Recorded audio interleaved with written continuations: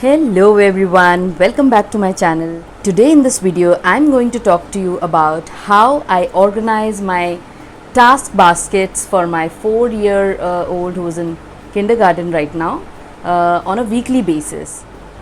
So these are the two baskets that I always keep next to me while I'm teaching my 4-year old. I'll just quickly show you what all is there. So these are his notebooks, slightly personalized one with his picture and all. He loves to see them like that. That's his Spanish notebook. This is the summer bridge activities for K to 1. My son is in kindergarten, but he's learning at a slightly advanced level, so this book gives him the required amount of challenge while solving on a daily basis. So this summer we did this. I'll link below a video where I have detailed out what all we have done. We have the workbooks that we have kind of followed this entire vacation. This is Alpha Phonics for his reading. I may do a separate video on the various resources I use for my 4-year-old to practice his reading skills, because he started reading quite early. By say 2.5 or 3 he was reading properly, both phonetically and sight words. So I'll probably do a separate video on the kind of books that I have been using with my son. These are the various worksheets that I have curated from various sources.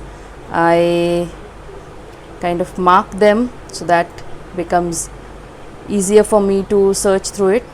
Also I use these file folders because as it is, there's a crunch of space and we want to utilize the maximum space that we have. So I create these folders and I refresh them almost on a weekly basis. So there's a writing folder, there's a math folder, phonics, grammar. So those who are not new to my channel, they know that I believe in a lot of playway methods of learning.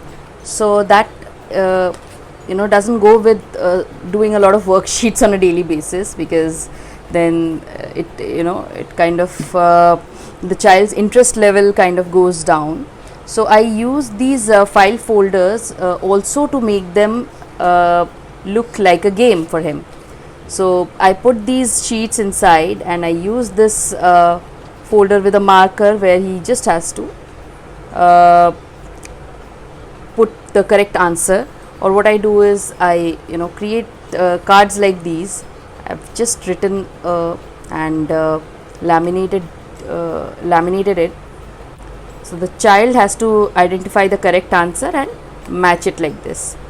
So it makes the learning come alive, and the child also feels happy to solve so many worksheets like this without even realizing that they are actually learning through this. So these are the various this is a miscellaneous one. Then there's Hindi workbook, which we have not started. We are going to start it this week.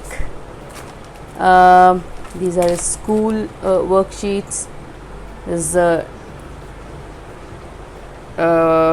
write and wipe board that we use. Abhi is also learning Bengali, so it has his Bengali and Spanish books. So this is majorly about what we have in our kitty this week. I'll go to the supplies and the various resources that I'm using to make it look more fun and to make the learning come alive.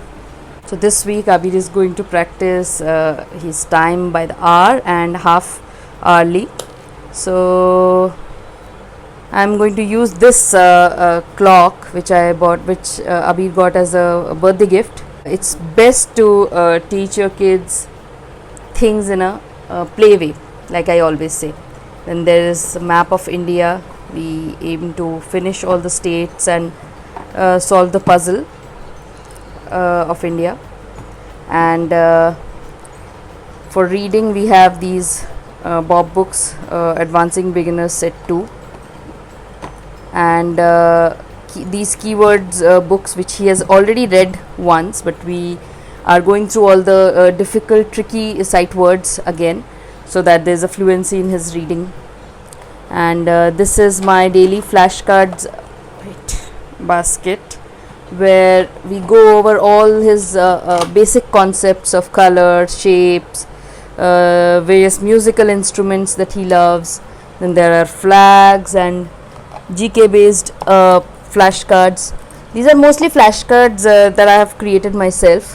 What I do is I've shared this in most of my videos. I just take index cards, write the letter names and laminate them and just flash it, like how flashcards should be used. I'll link below the video where I've demonstrated how we should use flashcards to enhance the reading skill of our toddlers. So I'll link that below in the description box. Those who are new to my channel can definitely go search, go to the description box and check that video as well. It's a very good video and it's got a very good response from all of you.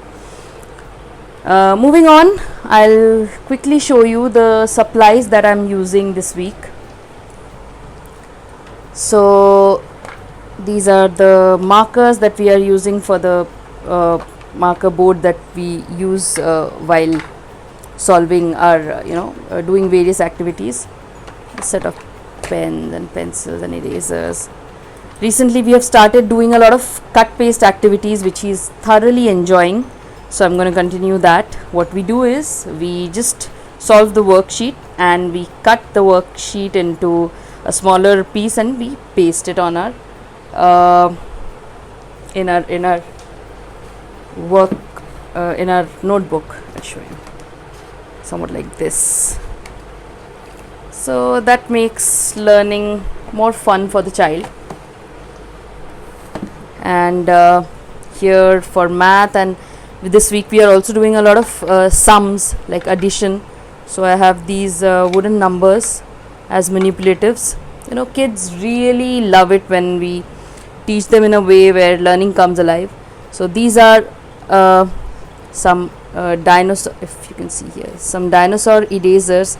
He's extremely, those who are regular on my channel, they know that my son is extremely fond of dinosaurs, and I have got these small little dinosaur erasers. I'll show you, and I'm going to use them as manipulatives to practice his addition and subtractions. They're very cute little dinosaurs. We also have these small wooden shapes. In a lot of my previous videos I have shown you how we use these manipulatives to do our sums.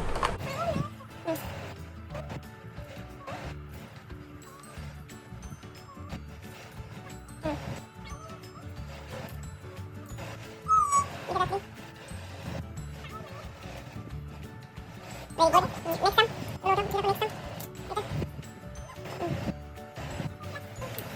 -1.